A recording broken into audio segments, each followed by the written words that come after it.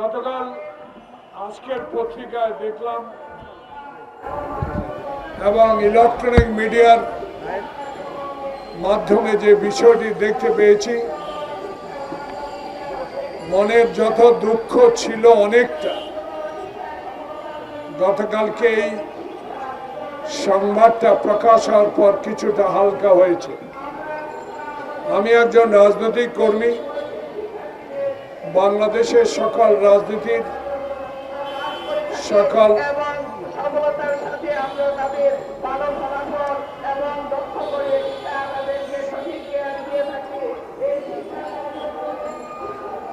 জিনিসকে সম্পৃক্ত করার চেষ্টা করেছি। 71 সালে যার গলায়, যার আওয়াজে আমরা স্বাধীনতা যুদ্ধের ঘোষণা শুনেছি, সেই স্বাধীনতা যুদ্ধের ঘোষক শহীদ প্রেসিডেন্ট জিয়াউর রহমানের স্বাধীনতা পদকটি যে ফ্যাসিস্ট সরকার হাসিনা বন্ধ করে দিয়েছিলেন বা উঠিয়ে নিয়েছিলেন, তা এই সরকার স্বাধীনতা পদকটি ফেরত দিয়েছেন আল্লাহর দরবারে। এই জোহরের নামাজের আগে আল্লাহর কাছে আমরা বিএনপির যারা দীর্ঘদিন রাজপথে থেকে শহীদ জিয়ার আদর্শ, খালেদা জিয়ার আপসী নেতৃত্ব এবং তারেক রহমানের 16 বছরের যে সকল দাবি দেওয়া নিয়ে রাজপথে আন্দোলনে জেল, জুলুম, খুন সহ্য করে আছে, আল্লাহর দরবারে সকলে এই সরকারের কাছে সরকারকে দোয়া জানাচ্ছি আপনাদের মাধ্যমে। প্রিয় বন্ধুগণ, বক্তব্য দীর্ঘায়িত না, পবিত্র রমজান মাস।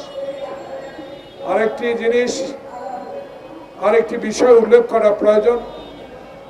এই মুহূর্তে সরকার পবিত্র মাহে রমজান উপলক্ষে বাংলাদেশের গরিব মানুষ, মেহনতি মানুষ, যারা কষ্ট করে জীবন নির্বাহ করে থাকেন, যারা বিগত 16 বছরে ফ্যাসিস্ট হাসিনা সরকারের আমলে সুখে জীবন যাপন করতে পারেন নাই, তারা এই মাসে কিছুটা হলেও এই সরকারের আমলে এই রমজান মাসে কিছুটা হলেও স্বস্তি ভোগ করতেছেন বলে আমি এই সরকারকে ধন্যবাদ জানাই।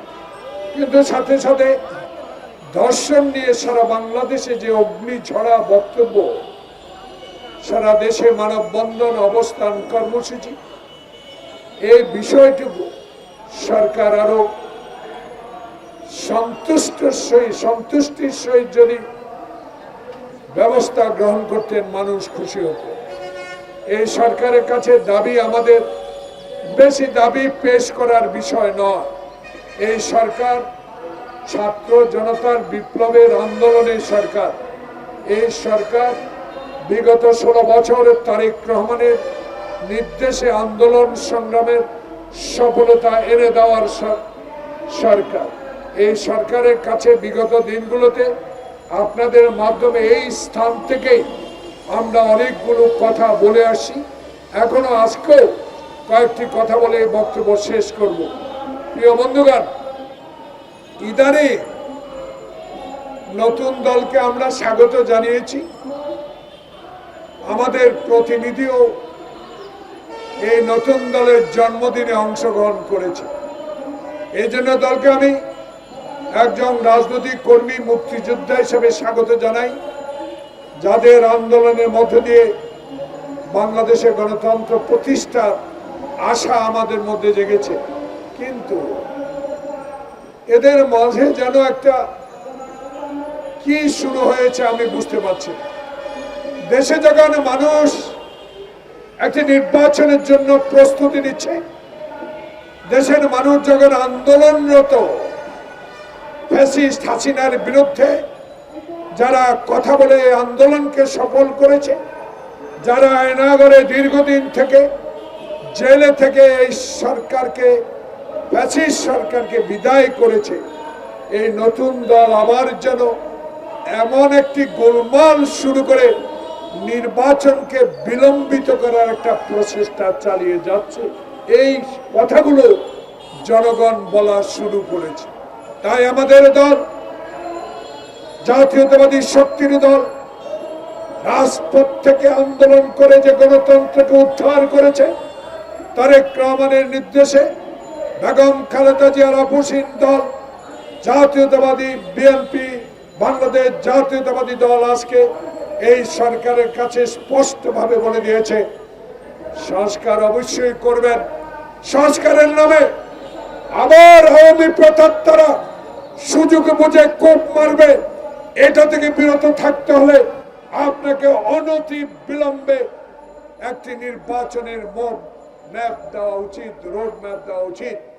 কিন্তু আমি বুঝতে পারি 72 বছরের বয়সে জাতীয় প্রেস ক্লাবের সামনে থেকে আমার প্রিয় সাংবাদিক বন্ধুগণের মাধ্যমে এই সরকারের কর্ণগোচর করতে চাই, আওয়ামী লীগের শেখ হাসিনা কিন্তু পুলিশের রেগে নিয়োগ দিয়ে, পদোন্নতি দিয়ে বাংলাদেশে মানুষের মানবাধিকার লঙ্ঘিত করেছে, বাংলাদেশের গণতন্ত্রকে জুতায় পিষ্ট করে দিয়েছে, রাস্তায় মানুষ পিটিয়েছে, খুন করেছে, মায়ের বুক খালি করেছে।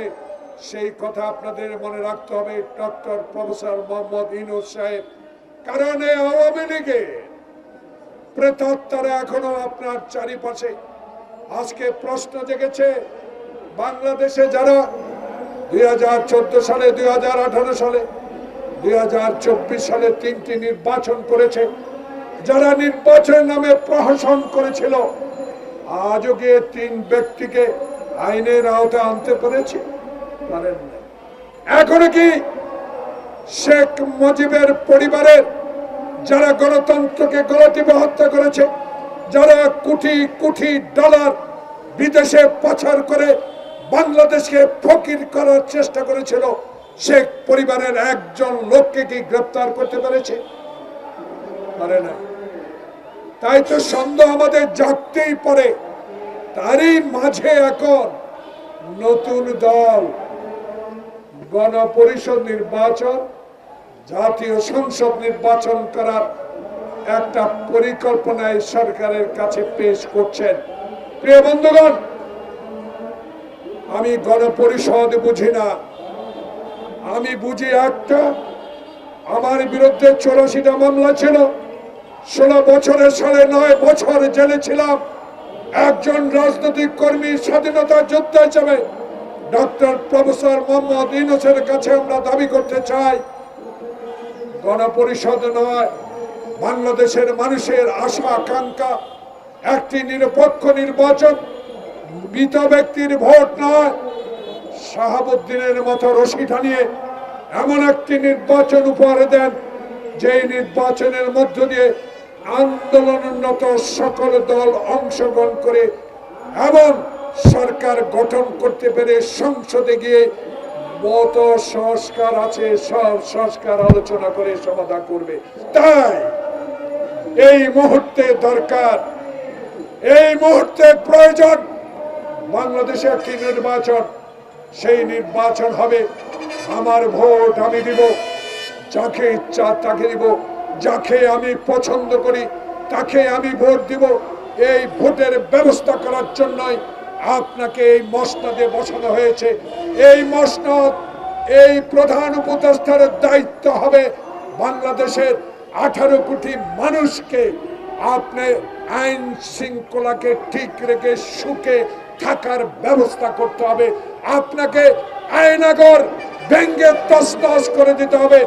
আপনাকে আর কোনো অবৈধ কাজকে আজকে সহায়তা করতে দেওয়া হবে না। তাই মানুষের দাবি, জনগণের দাবি, রাজনৈতিক দলগুলো যারা আন্দোলনে ছিল তারেক রহমানের নেতৃত্বে, তাদের দাবি কারো কথায় নয়।